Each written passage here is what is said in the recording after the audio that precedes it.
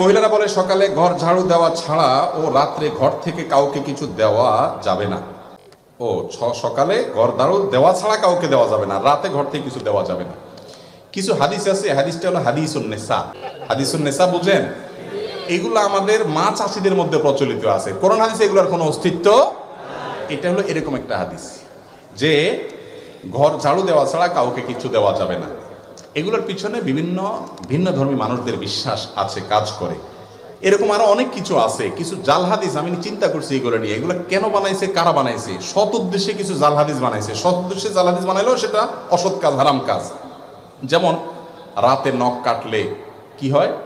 রাতে নখ কাটলে ওই যে নখকুনি হয়, বাচ্চা বলছে, দেখছেন? এটা হয়, সেটা হয়, দেখছেন? মুখস্থ এদের।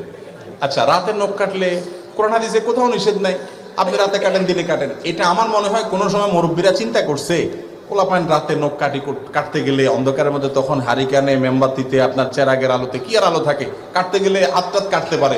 এই জন্য হয়তো পোলাপাইনের একটা হাদিস বানাই দিছে আর যে রাতে নখ কাটলে এটা হয়, যাতে দিনে কাটে। বাবা তখন হয়তো ঠিক ছিল, আলো ছিল না, ফকফকা আলো, দিনের চাইতে বেশি আলো। কারণ যদি সুবিধা হয় সে কাটবে, কোনো অসুবিধা নাই। বই খোলা রাখলে, পড়ার বই খোলা রাখলে শয়তান পড়ে ফেলে। আমি বলি শয়তান পড়ে ফেললে ভালো, তো এটা মানুষ হয়ে গেলে তো ভালো।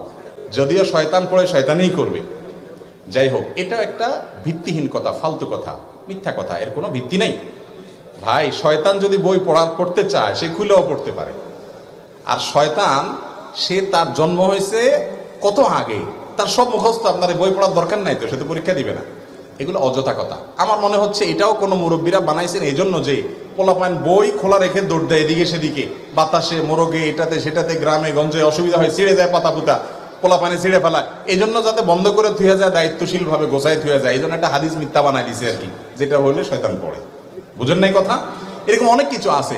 কোরআন হাতে থেকে পড়লে কি করা লাগে? ওই যে ডাল দিতে হয়, চাল দিতে হয়, লবণ দিতে হয়, এক এক এলাকায় এক একটা আছে।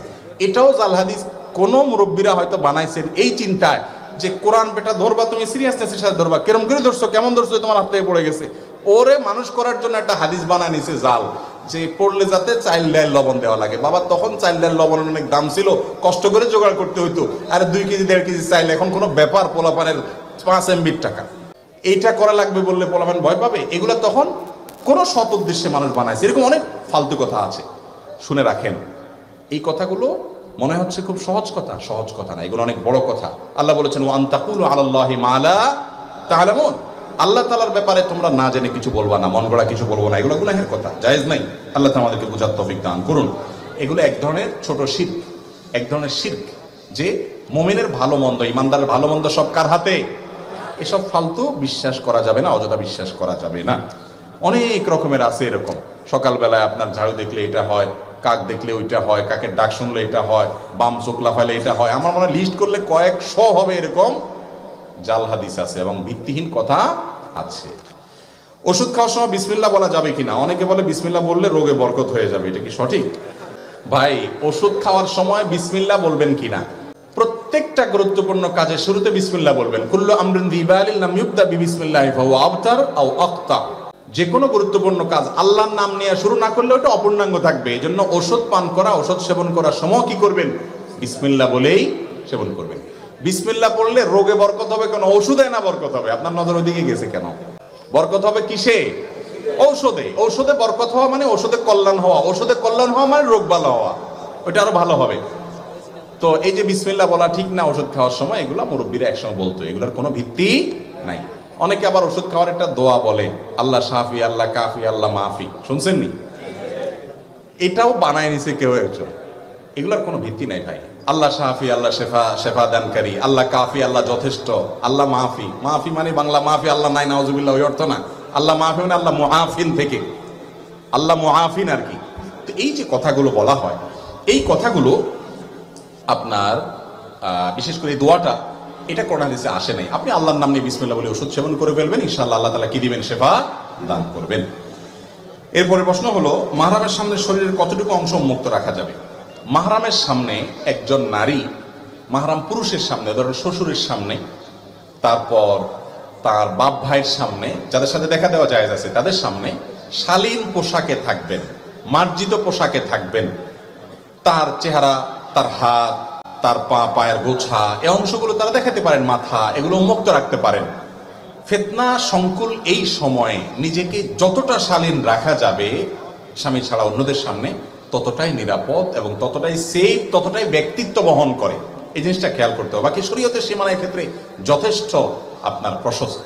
একই কথা পুরুষের জন্য প্রযোজ্য। পুরুষ তার শ্বশুর বাড়িতে আপনার যারা মাহারাম আছেন, শাশুড়ি আছেন, তারপরে যাইয়া আপনার তার বোন নিজের বাড়িতে আছেন, মা আছেন, তাদের সামনে নাভি থেকে হাঁটু পর্যন্ত এই অংশ তিনি ঢেকে রাখবেন, বাকি অংশ প্রদর্শন করতে পারবেন, কিন্তু তাকেও যথাসম্ভব শালীন এবং যথাসম্ভব যতটুকু না হয় না ততটুকু তিনি উন্মুক্ত রেখে চলতে পারবেন ওই মূল অংশের বাইরে।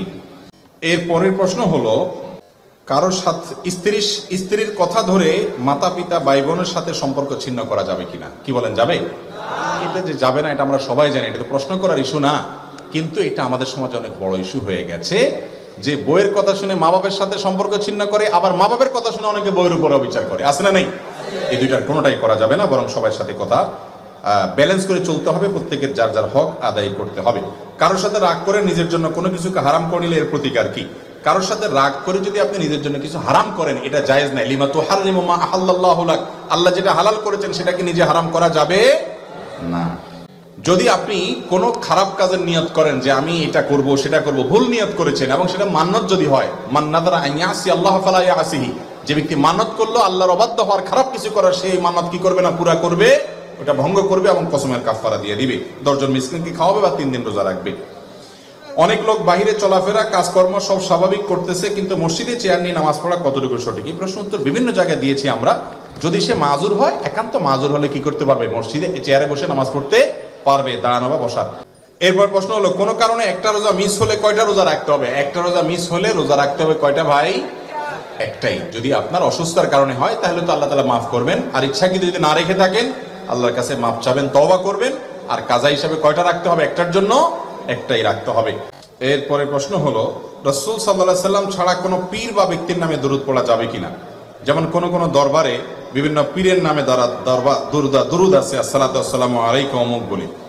ভাই, দুরুদের ক্ষেত্রে সারা বিশ্বের সমস্ত উলামা ইকরামে একমত, রাসূল করিম সাল্লাল্লাহু আলাইহি সাল্লাম ছাড়া অন্য কারোর জন্য সালাত সালাম, এই সালাত শব্দ ব্যবহার করে দুরুদের যে ফরম্যাট, ওই ফরম্যাটে স্বতন্ত্র দুরুদ পাঠ করা যাবে না। এটা মাকরুহ, অপছন্দনীয়, এবং এটা দোয়া এবং সৎ উদ্দেশ্যে করলেও ভালো না। বরং কি করতে হবে? নবী করিম সাল্লাল্লাহু আলাইহি সাল্লামের সাথে দুরুদের অন্যদের নাম যুক্ত করে, যে তার প্রতি এবং তার পরিবারের প্রতি, অন্য মুসলমানদের প্রতি, অমুকের প্রতি অন্যদেরকে যুক্ত করা যাবে। এটা রাসূল আকরাম সাল্লাল্লাহু আলাইহি সাল্লামের শানের দিকে তাকিয়ে। এরপরে লম্বা অনেক প্রশ্ন, একটা প্রশ্ন নিচ্ছি এখান থেকে। মৃত ব্যক্তির পাশে কোরআন তেলাওয়াত এবং 4 দিন 40 করার বিধান কি? 40 বিধান শেষ হয়ে গেছে। মৃত ব্যক্তির সামনে কোরআন তেলাওয়াত, ভাই কোরআন তেলাওয়াত করতে হবে জীবিত ব্যক্তির সামনে, তাকে শোনানোর জন্য। যিনি মারা গেছেন তার সামনে তেলাওয়াত করলে তিনি শুনতে পাবেন। ওমা আনতা বিমুসমিইন মান ফিল কুবুর। আপনি মৃত ব্যক্তিকে যেহেতু শোনাতে পারবেন না, তাহলে এবার তার সামনে কোরআন তেলাওয়াত করার কোনো ফজিলত নাই। মৃত ব্যক্তি কেউ মারা গেলে তার চারপাশে, লাশের চারপাশে ঘিরে মানুষ কোরআন তেলাওয়াত করে, অনেক সময় হুজুর ভাড়া করে আনে কোরআন তেলাওয়াত করা হয়, এগুলো ইসলামের নির্দেশ না।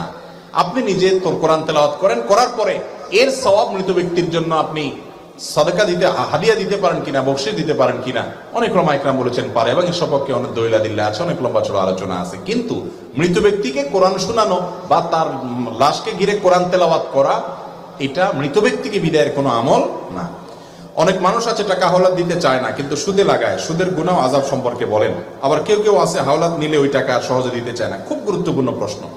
দেখেন, হাওলাত দেওয়া এটা একটা বড় ধরনের ইবাদত এবং সওয়াবের কাজ, এটা আমরা ভুলে গেছি। আমরা এখন এত স্বার্থপর হয়েছি যে ধার দেব, কি লাভ আমার, লাভ ছাড়া ধার দেই না।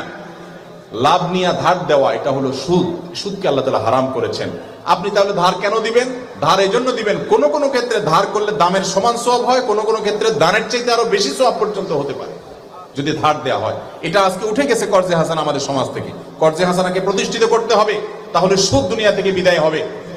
যিনি কর্জা নেন সে ব্যক্তিও আবার ঘোরাঘুরি করেন, টাকা একবার নিতে পারলে এরপরে ওর পিছে পিছে পাওনাদার বেচারা ঘোরা লাগে, ঠিক না ঠিক?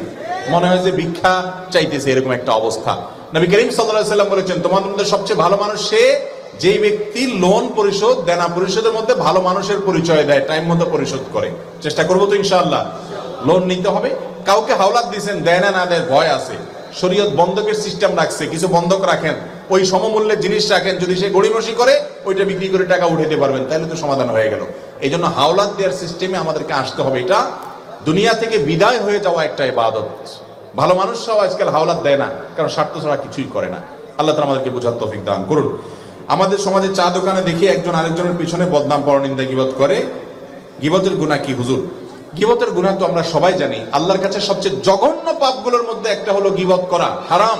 নিজের আপন ভাইয়ের গোশত খাওয়া, মৃত মরা ভাইয়ের লাশের গোশত খাওয়া যেরকম ডেঞ্জারাস অপরাধ এবং নোংরামি, কোন মানুষের পেছনে তার সমালোচনা করা সেরকম নোংরামি এবং অসভ্যতা। চা দোকানগুলো বেশিরভাগ ক্ষেত্রেই আমাদের দেশে এটা চায়ের দোকান না, এটা গীবতের দোকান। এটা কিসের দোকান হয়ে গেছে ভাই? শুধু গীবতের দোকান না, এটা একটা open talk show. Open talk show বোঝেন? টেলিভিশনে যেরকম টক শো হয় 2-3 জনে, এখানে ওপেন টক শো হয়, 24 ঘন্টা টক শো চলতে থাকে, বিভিন্ন পলিটিক্যাল ইস্যুতে, হাইপোথেটিক্যাল ইস্যুতে, বিভিন্ন বিষয়। ঠিক না ঠিক? ভাইরা আমার, আপনি চার দোকানে বহু জিন্দেগি কথা বলেছেন। আব্দুল্লাহ জাহাঙ্গীর একটা কথা বলতেন, রাহিমাহুল্লাহ একটা কথা বলতেন, যে আপনি চা দোকানে বসে 20 বছর 30 বছর ধরে আড্ডাবাজি করছেন এবং বহুত গাল গল্প করেছেন। কি লাভ হয়েছে? 10 টাকার মালিক হয়েছেন? 10টা আমল নামায় সব লেখা হয়েছে, বরং গুনাহ বহুত লেখা হয়েছে। ওই টাইমটাতে নিয়ে নিজের স্ত্রীর সাথে একটু মহব্বতের কথা বলেন, আমল নামা কিছু সব লেখা হবে ইনশাআল্লাহ। কথা কি বুঝাতে পারছি? আল্লাহ তাআলা আমাদেরকে গীবতের ভয়াবহ গুনাহ থেকে বেঁচে থাকার তৌফিক দান করুন। মহারণা দেওয়া ছাড়া স্ত্রীকে স্পর্শ করা যাবে কিনা? মহারণা না দেওয়ার গুনাহ কি? মহারণা দেওয়া ছাড়া স্ত্রীকে স্পর্শ করলে জেনার গুনাহ হবে না বা গুনাহ হবে না, কিন্তু স্ত্রীকে মহারণা দেওয়াটা এটা অবশ্য কর্তব্য, স্ত্রীর হক, অধিকার। যদি না দেওয়া হয়, কিয়ামতের দিন স্ত্রী এটা আদায় করে ছাড়বে, সেদিন কেউ কাউকে ছাড়বে না। এই জন্য মানুষের কাছে, দেনাদারের কাছে, পাওনাদারের কাছে যেরকম আপনি দেনা থাকেন, স্ত্রীর কাছে আপনার দেনা হলো মহরের টাকা। মহর এই পরিমাণ ধরবেন যেটা দিতে পারবেন। 10 লাখ টাকা ধরবেন, 10 টাকা আপনি বেচা যান না। এই মহর ধরা ঠিক না। যতটুকু ধরবেন ততটুকু কি করতে হবে? দিতে হবে। আমাদের সমাজে অনেকে বলে নতুন বিল্ডিং করার সময় ঘরের কিনারে, ঘরের কোনো পিলারে স্বর্ণ অথবা রূপা দেওয়া লাগে, না হয় ঘরের অমঙ্গল হয়। এটা সম্পূর্ণ শিরকপূর্ণ বিশ্বাস। স্বর্ণ এবং রূপা মানুষের কোনো লাভ ক্ষতি করতে পারে না। ঘরের কোনায় স্বর্ণ দিতে হবে, মোরগ জবাই করে রক্ত দিতে হবে, এটা দিতে হবে, এটা দিতে হবে, এই সমস্ত বিশ্বাসগুলো শিরকপূর্ণ বিশ্বাস। কোনো মুসলমান এগুলো বিশ্বাস করবে না। আমি ঘর করেছি বিসমিল্লাহ বলে, আল্লাহর কাছে দোয়া চেয়ে আল্লাহ তাআলা বরকত দিবেন। এই স্বর্ণ রূপা, এটার পানি কোনা কাঞ্চিতে দেওয়া, এগুলোতে কোনো লাভ আসতে পারে না, কল্যাণ আসতে পারে না। যদি বিশ্বাস করে কেউ, তাহলে এটা ইমানের জন্য ক্ষতিকর, শিরকে আসগর হতে পারে, কোনো কোনো ক্ষেত্রে শিরকে আকবর পর্যন্ত চলে যেতে পারে, এই জাতীয় বিষয়গুলো যদি সেরকম বিশ্বাস হয়।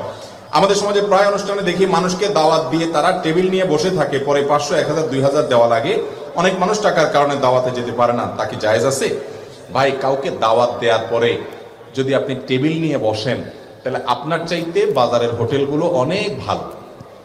কারণ হোটেলগুলোর সিস্টেম হলো আপনি খাওয়া দাওয়া করেন, যাওয়ার সময় ক্যাশের কাছে আসলে জিজ্ঞেস করে কত হয়েছে, এত হয়েছে, দিয়ে দেন। বেশিরভাগ এরকমই সিস্টেমের হোটেল আমাদের দেশে, তাই না? আর এটা হলো ঢুকার সময় টেবিল চেয়ার নিয়ে, খাতা কলম নিয়ে বসে আছে, ভাই আগে কি আনছেন দিয়ে যান, খানা পরে। ঠিক না ঠিক? আমি প্রায় বলি ভাই, ডাকাইতে ডাকাতি করার সময় একটা অস্ত্র রাখে, আর এরা ডাকাতি করার সময় চেয়ার টেবিল আর খাতা কলম নিয়ে বসে। বেশ কম এতটুকু।